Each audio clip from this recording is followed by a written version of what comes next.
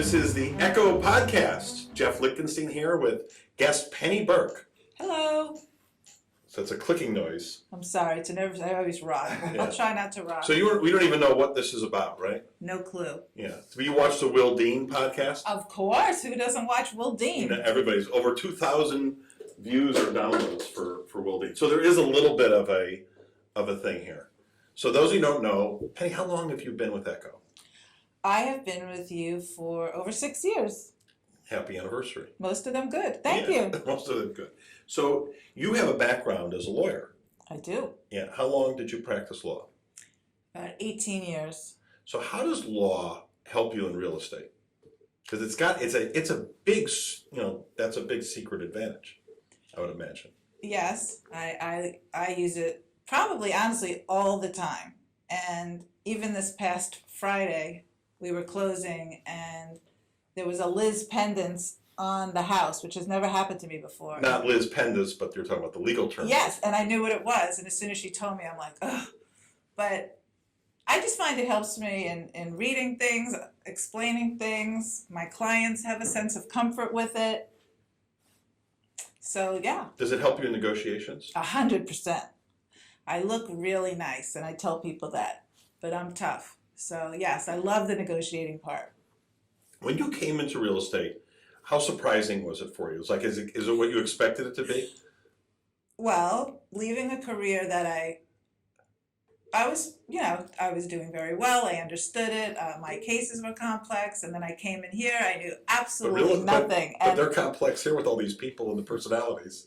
Well, that's another story, yes. But coming into real estate, there's a lot to learn. It was a lot to learn. You were great with me because you kept saying, Penny, one day at a time, Penny. Penny, one day at a time. He would give me homework, and I did it. But yeah. What are the emotional differences?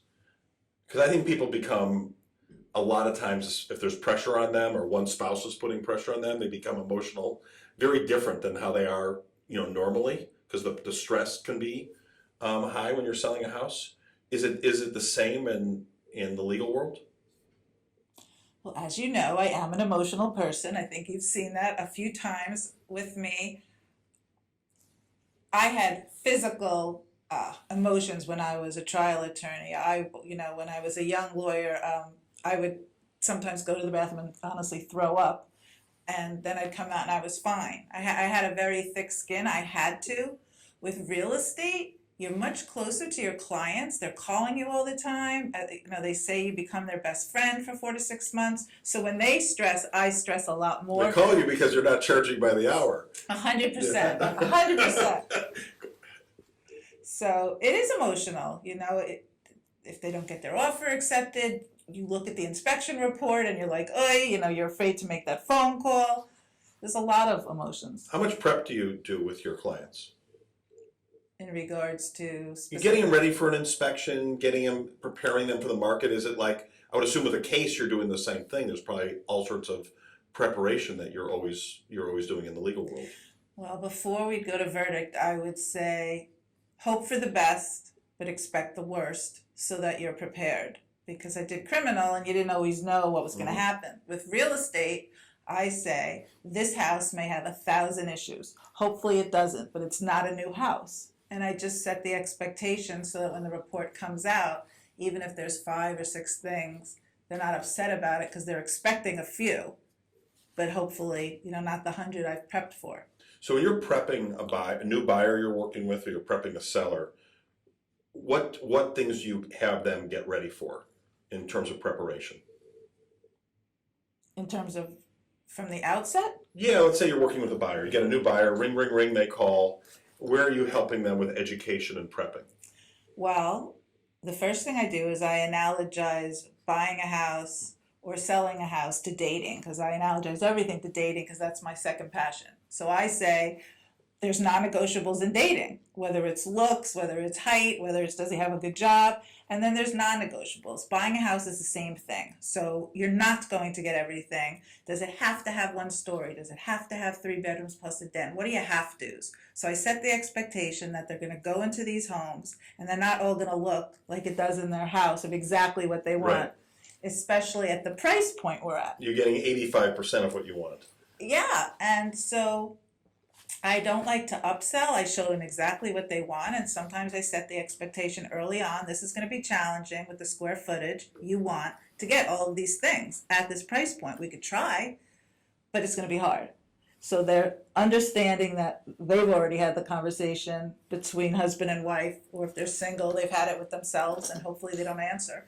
But they're going to have to spend a little bit more money. So I set the expectation from day one that it's not black and white. Real estate is gray. Now, how long did it take you to learn all the inventory and the subdivisions? I probably still don't know all of it. I specialize in certain areas, so I stay on top of them. You gave me smart homework early on, was to really drive these communities, understand them, look at the houses, write details. So on my downtime, I go to all the new areas, I go in the models, I try to keep abreast of it, and if I don't, and a client says, hi Penny, I want to live in Avenir, and they're coming up, like today I have an appointment, I have been through every model that they're going to look at today, so Wow. I know what we're doing. Avenir's pretty incredible what's going on out there, isn't it? Oh yeah, it's great. It's great. And when people tell me, it's a schlep, I drive them right from our office. It's really not far. You could get there in like 7 minutes. Right. Well, it's like it's a whole new town. Oh, it's going to be And great. you get so much more for your money in there. If you don't know Penny, Penny is a hoot to work with. She's very funny and she's got a wicked sense of humor. Where did the if I said come up with a pun? That would be fun. Exactly. I mean, it's like automatic. Where did your humor come from? Is that your mom or your dad? My father was funny. For me, wit has always been a way to diffuse a situation and to get somebody who really is quiet to open up, because once they laugh, they're just, they just feel so much better. It just comes to me. That's how I communicate. If I have to give someone news, I'll do it through an analogy, I'll do it through a pun. They receive it better that way. It just happens. I don't know why. You have two really interesting things. One is there's a movie. Can you tell me a little bit more about it was called Pain and Gain? Yes. So Pain and Gain was a murder case. It was a death penalty case. It was my first death penalty case. I was probably 15 years younger than most of the attorneys that were on these cases. So they would call me the kid. And when this trial came out, my partner wanted to become a judge. So it normally probably would have filtered to her. So I got it. And I had to go before the judge to prove that I could handle a death penalty case. It was about body. You have to go to a judge to prove that you could handle a death penalty? For your first one, if you don't Wow. have, you're supposed to sit second chair for a certain amount. When you have somebody's life in your hands, you hope they know what they're doing. Who are you representing? I had Adrian Doorball, and he was played by Anthony Mackie in the movie. And I will tell you that that was the first thing that I ever did that both of my kids said I was cool. They were like, Ma, they're watching your movie in college. So You're cool. who played you? The lawyers were not in the movie. The movie was almost a little bit of a satire on it, but Yeah, a great cast. I'm looking. Was it like Mark Wahlberg, The Ed Rock. Harris was in it? Yeah. Yeah. It was a crazy case. It took place in Miami Beach. Who would you want to play you, by the way, if you were in it? Who would I want to play me? I don't know. I have to think about that. But I'll tell you this. My paralegal was in the movie at the very end of the movie, because when I had my son during that trial. I think my maternity leave was 4 days, and I came back, but she was secretly talking to my client. The rule was always take the collect calls and forward it to my house. I didn't want him to have my home phone number.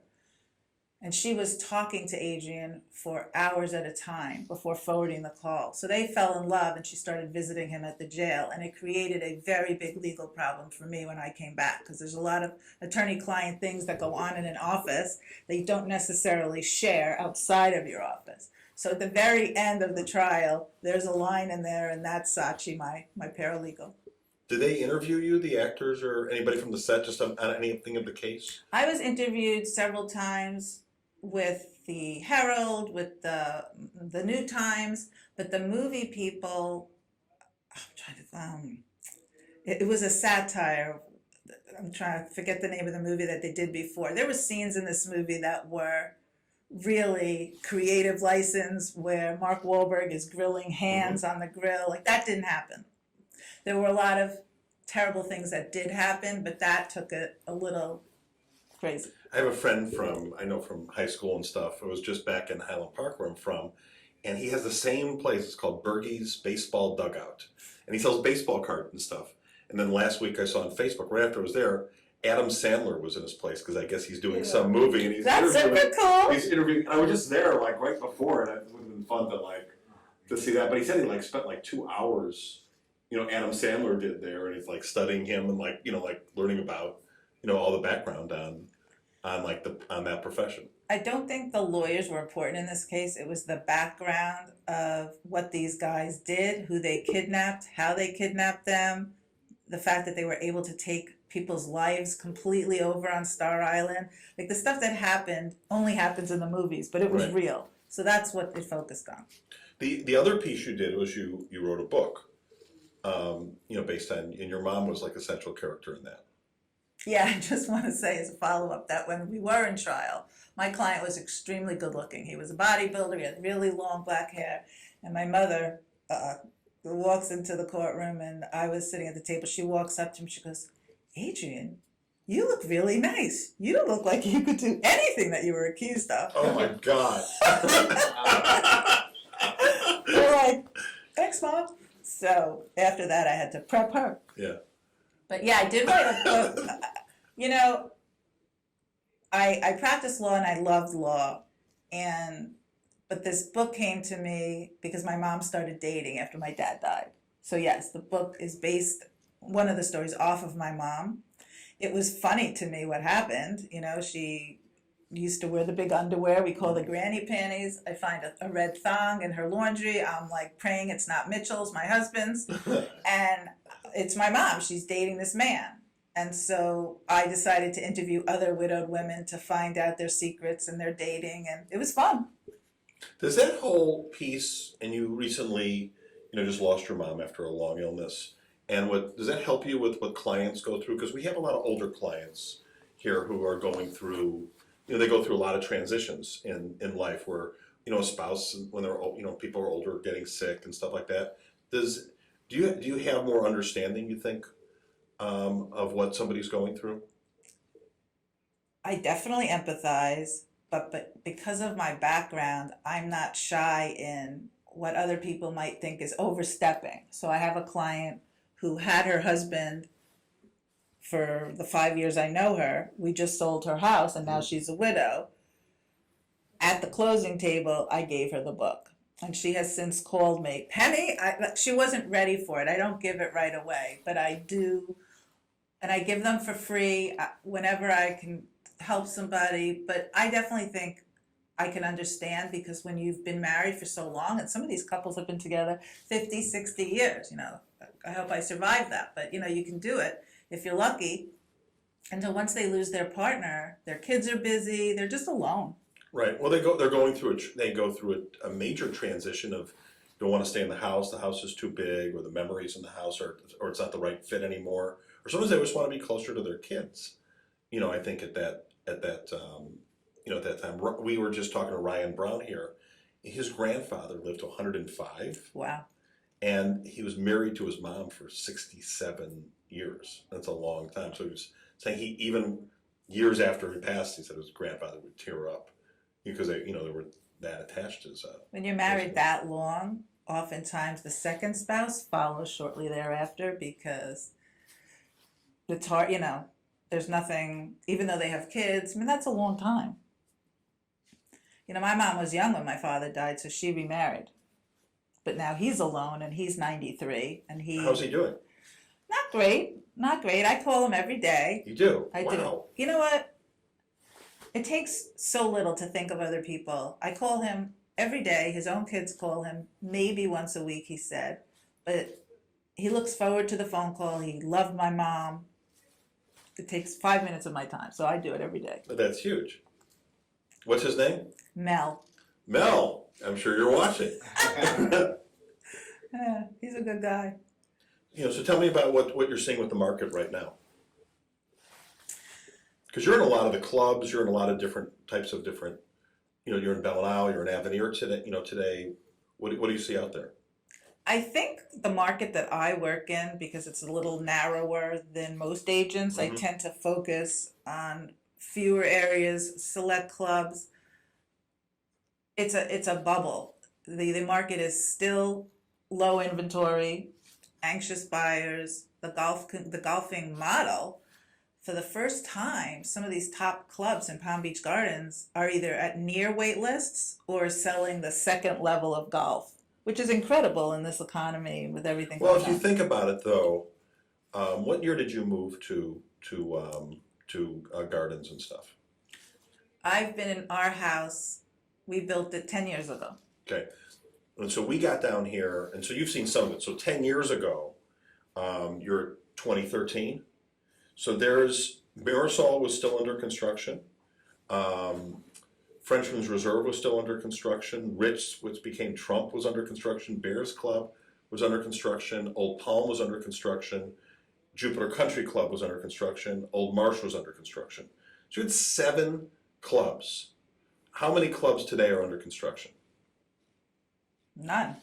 Exactly. So unless you count Panther National, Right. but that's farther out west. But in the main area, but what is the population increase? So I think we've had all this increase in population, so there's no more the supply of homes has been stagnant, and then but the people moving in the demand has increased, and and part of that is we've got a wealthier person also coming in because there's been so much movement of these hedge funds and there's more people have more relatives here, so that the demand, I think, and that person can afford more homes. So I think that's where the golf clubs are coming into play. Just it's a lot of it, I think, is supply and demand, because the supply can't increase in the local area. It is supply and demand, but because of COVID and more people working from home, people still working are moving into these clubs now, and they're earning income, so they can move into fairly, places that were once 1 million, which was considered high. 2 million and is the now new one. 2 Yeah. million is the new 1 million, Exactly. or whatever the saying is. I mean, the homes have finally really appreciated in these communities, but if you have an A-plus house that's been fully remodeled, has a nice view, you're going to get premium dollar for it. The C inventories are still kind of sitting, but even they ultimately are selling for How many homes are on the market in BallenIsles right now, approximately? 14. 14. And there's always like 40 or 50 or 60 homes on the market, it seemed like. Oh yeah, there's 1,660 homes in there, and the most I've ever seen maybe was in the 52, 54, and of those 14, I can guarantee you at least 5 of them are not live. And then are the golf memberships, because I'm not even aware of this anymore. It used to always be that the golf memberships would go for less in BallenIsles. Has that changed now, or is there not much of a waiting list now? Do people want golf more? People want golf, and no longer does that dictate the price. It was a huge dictation. Yes, it was. A long time ago.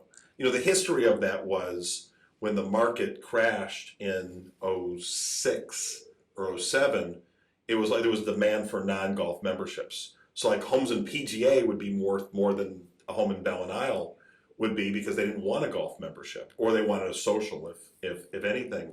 And then I think as supply and demand evened out, it started to go reverse the other way.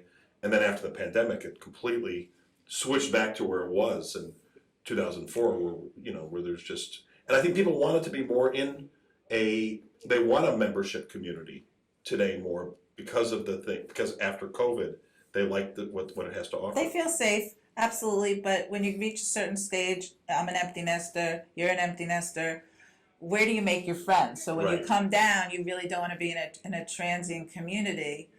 But what I've seen that I haven't seen in my 6 years, and I've seen it twice now, are people keeping their golf memberships, selling their homes in BallenIsles because they're getting premium dollar, leaving the community and taking their membership with them, which is incredible.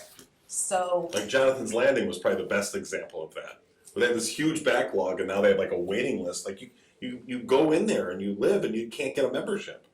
Right now there's like half of your wait list or something like that. I just sold a house in Ibis, and in the contract it said contingent on getting Premier Golf. They wanted, Wow. if they couldn't get full golf, they weren't going to move ahead, and we had to figure that out right away. But that was the first time that got put in.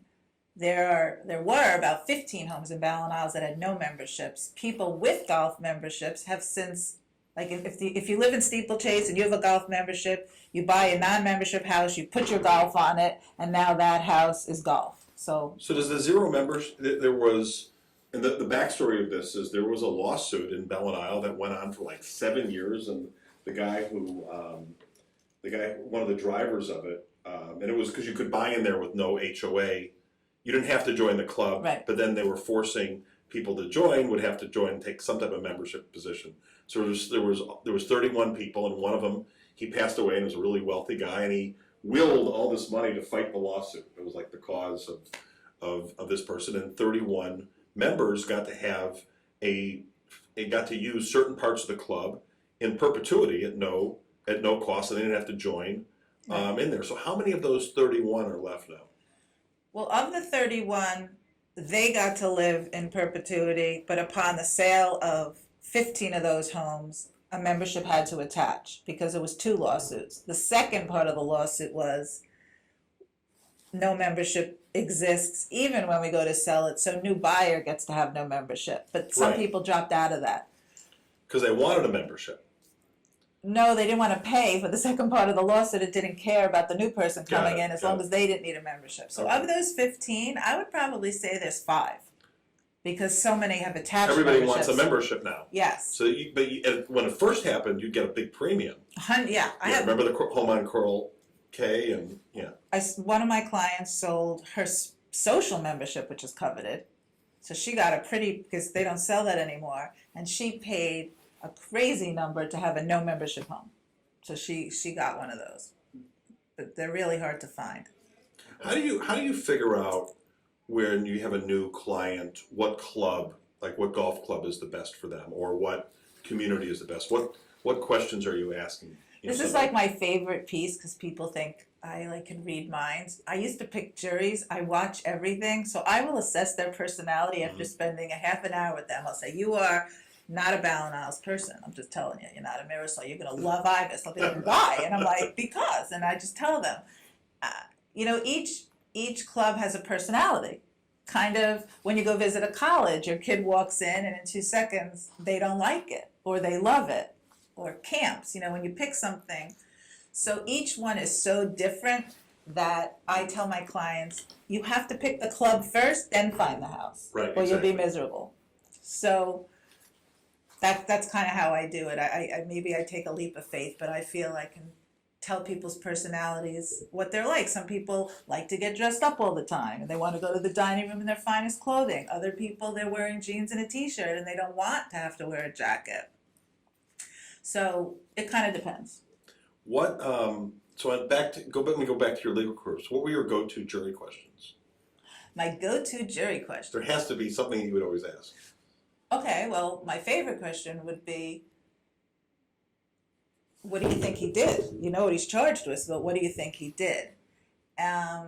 Most people assume if they're sitting at the table they did something, and the law says if you had to go in the jury room right now, what would your verdict be? So I didn't like to ask that question because everyone did. I would say my client is charged with murder, but if you looked at him and just from what you heard the judge say, what do you think he did? Because they have to say nothing, and they don't. So that was one of my questions. Second question is, what do you think about the police? Do you think they always do the right thing? Is there ever an occasion that you would think a police officer would lie or, pull you over for no reason? And I like to get people talking.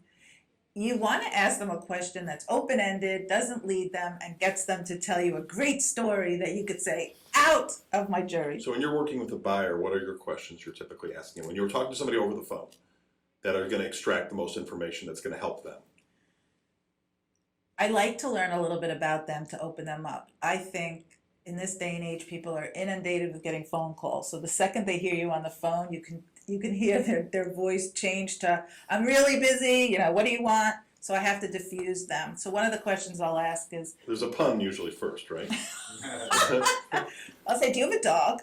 You know, some of these communities have dog parks, some don't. I just need some quick questions. As soon as they tell me they have a dog, I'll say, I need to see your dog. Send me a picture of your dog, please. I love dogs. So they'll text me a picture of their dog. Again, the questions are, how social are you? You know, do you want to make friends? Do you like to live by yourself? Do you play Mahjong? Do you play cards? What do you like to do? Do you drink wine? I just ask those types of questions because most of the time, the clients will say, I don't do any of those things. It's amazing because a buyer never asks those questions when they call, which is what a lot of times go back to a dog. A dog is the reason, or is the defining reason of where they're buying and what community. 100%. And what type of what type. I've had more people move over the years because the dog, there's not enough yard for the dog. Dog's not allowed in this community. The dog becomes the children. When the kids leave the house, like right now, we border on crazy We cat all people. do. We have 3 cats and a dog. We have Moo Moo, Pickles. He's the best cat Fat names. Knuckles. I love his name. Fat- Pickles and Fat Knuckles. Yeah, well, Pickles, we wanted to name Pickles. We lost. Veronica wanted this, but was going to be Cat 4. Wait, but what is Pickles? Because he like a hurricane cat, so it was going to be Cat 4. LOL. Ain't that a great name? It's new? Pickles new. When Pickles, about 1.5 years old, we got Moo Moo. I remember Momo. And well, that Pickles is who was originally going to be Cat 4, is the sister of Moo Moo. Okay. Does Pickles have green eyes Kind of, yeah. for Pickles? But it's a coincidence, but it's not. It was a good omen. And then we have Fat Knuckles. But Fat Knuckles we had 2 cats we adopted, which were they were named Champagne and Caviar, and we had to keep the name Champagne and Caviar. The kids were little, and Sam's like, "What is this caviar and champagne thing?" And we're like explaining it. You have to keep the name, and they're like, "Says no." And so Sam looked at the cartoon he watched, and there was a mafia figure named Fat Nucky, and that's for Fat. I love that name. And he was like, he makes comics on it and does all these videos on it, but he's still alive, Fat Nucky.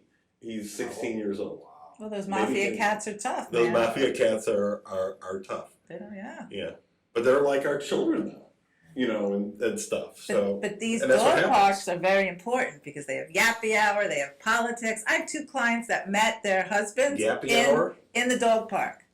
So people take their dog park time very seriously. So BallenIsles has multiple. They have multiple dog 2 parks. dog parks. Dog parks. Yeah, and they're very. But the funny thing about it is, I have a client who's become my friend, and we have plans to get together. Absolutely cannot go to her house between 1 and 2:30. She will not miss her dog time but certain people go at certain times. We in Egret Landing, we have neighbors who they meet, and it's like dog. It's yappy hour. It is. It's yappy hour. And I think all the clubs, I know Admiral's Cove does. Does Botanica have an area where there's a The park yappy hour? across the park, street. Yeah.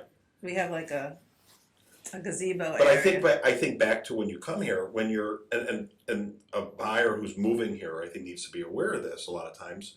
If they're moving here after the kids move out, you have so many friends that you meet through other parents or from the school, and when you're moving here by yourself, your day is not going to be. It's not the typical go to work day, come home, have dinner with the kids, or meet them playing baseball or doing the things, Rob, that like you're doing right now. Your life changes Yeah. over here, and that's a major concern when someone's moving here, and that's why I think learning about the different communities, and those are really some of the questions that a buyer should be asking instead of how many bedrooms or. They don't know the questions to ask, Right, but that's what it is. oftentimes, like opposites attract. I'm married to a nuclear engineer. We're nothing alike. So when people meet him, they wonder if he has a tongue because he doesn't say much. So if I'm in the car with clients, inevitably one is talking and one isn't. So I'll whip my head around to the quiet one. I'll be like, what do you do? What do you like to do? Do you go to bed at 7 o'clock? Like, what is going to get you to go out in the club? And most of the time they're loners or they'll do something. But then I'll say to the other spouse, the reason you want a club is so when Mr. Fun goes to bed at 6:30, you get to go out. Mr. You get to go and drink and play, and you're behind the gates, and you're safe, and you make friends. So it complements both. one spouse is quiet, he could participate or she could participate in as much as she wants or as little. How many people are into pickleball now? Oh my God, who isn't into pickleball? Yeah. You like get talked about if you're not a it's unbelievable. It's new cold. My sister moved to 55 plus in Boynton Beach. Hi, Melissa. And her and Joe play pickleball every day. And it's hysterical. Now they have pickleball awards, and it's very Rob big. Gronkowski is like in it now with the I sponsorship. wonder if there's more pickleball people than there are tennis I people think at this so. point. I have a friend, he's 6'10", he's taller than Randy, I think, or just about the same size. And like literally he doesn't have to move on the pickleball court. I think that's why people like it, because they don't have to move. It's not as much as tennis. Yes, it's Yeah. less physically demanding. But tennis players simultaneous don't love pickleball. No, they because- don't. It's like the gas people versus the electric car people. Correct. They like treat them the same way. Yeah. A gas person really doesn't like electric cars. Yeah. They're always saying, "Well, you've got to do this, and it's going to blow up, and all these other things." And now they fight over court time because it used to be tennis under the stars, but now pickleball people want pickleball under the stars. And the tennis people are like, we were here first because they use the same courts. How much has that changed like with BallenIsles? Do they have pickleball? Oh, yeah. How many pickleball courses versus tennis courts are there? Not as much yet. No, they're building more. So I think there were 6 and they're building more. I mean, there's a lot more tennis courts, but what happens with the clubs, one club does something, the next club Well, does once they something. all like the exercise stuff. Once it like one remodeled it, like 100%. it was like it was just like dominoes. I just did it. BallenIsles. How many times has BallenIsles redone their clubhouse? Or not the clubhouse in the fitness area. They're doing the fitness center again. Again. Right now they're Wow. doing the pool. I mean, So it's the like pool's gonna be is it's closed. crazy. Well, because people want the newest and the best, and they're willing to pay for it. So you have to give the buyer what they want. If the expectation is, so when you say what questions ask the buyer, how are you with assessments? Because you're going to get them here. Right. Well, And all the people who were against assessments lost out. So, what happened if you go back in time, and if you go to Boynton and Delray and Boca, a lot of the clubs there got old and they never redid anything. And then nobody wanted the membership in there, so it became a huge problem. Where I think in the northern Palm Beaches, they've always, every club in order to compete has done a much better job with that, with keeping up. And that's what they want. They want to walk into a clubhouse and be blown away. This place is beautiful. I always say, look at the people. I take them to the pool, the restaurants. I say, see if they have 2 heads, see if they have green hair, these people that you could be friends with. And I make a fun of it. But the truth is, you do. You have to check out the neighborhood. What else is interesting to you about real estate? What else is interesting? Well, the thing is, you never know it all. And every single closing I have had, like when I said the Liz Pendens thing, that's never happened to me in 6 years. So to get a call from I had the seller, the buyer, if anything, I thought would have a mortgage issue. But they sailed through, and 2 days before the closing, when your title company calls you at 7 o'clock at night, I answer the phone. This is not good. And she's like, Penny, it's not good. And she told me. So I had to work through that. So it's interesting, all the different things that happen. You have to be, I've learned, I had a lot more help in law. I really did not do other than obviously the case itself and the motions, but I had help in the office. Real estate, you're really a one-person show. You got all the instruments and you're playing them all at one time. So I had to really go back with time management and realize that I wasn't. There's a lot of ready. reading people, and I think you're managing.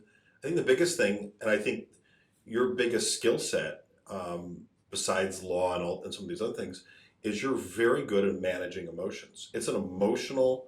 I think it's number 3 on the stress list. I think death, divorce, and then it's real estate.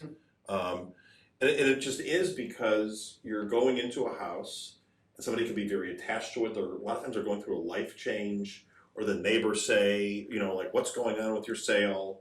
And you may be downsizing, you may be upsizing, and then a lot of times you don't control who you're dealing with on the other end. That person's stressful. That realtor might be stressful. And how does the house look? And there's all these different things at play in there. I think what Penny does really well is she manages emotions, and she can make you laugh. And laughter is a good tool to bring the stress down and talk people off of talk people off of a ledge sometimes. It's funny, I just took clients out to see Singer Island last Monday. I haven't seen them in 3 years. I sold their house in Ibis. And they're like, we'll never forget how you made us feel, that you told us to move all our furniture, get rid of our rugs, organize our closet, and you did it all making us laugh. But then you brought your husband to our house to fix the wall. I pimped my husband out. Hello, Mitch. Mr. Fun. Mr. Fun, but he's super handy, and I save my clients money when I can, and I think that's a service that I don't offer everyone. But he did come with me, patch the wall, and they were so appreciative that 3 years later they remembered and they called me. But they commented that I did say the rugs have to go. You know, some people just keep stuff a little too long. So, anything else you'd like to talk about? I don't know. Is it what you expected it to be? This was fun. It was fun. I'm Mr. Fun. Yo, this is Mr. Fun. That is Mr. Fun. Any real estate jokes? Yeah, we need a joke, another pun, something real estate. Something real estate.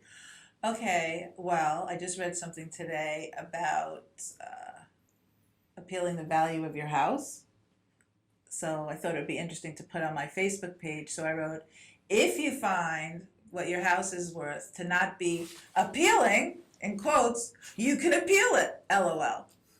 That's the kind of dumb stuff I do. But I really don't have any good jokes. I should have thought of one. But this was fun. Well, you did. Okay. Yeah.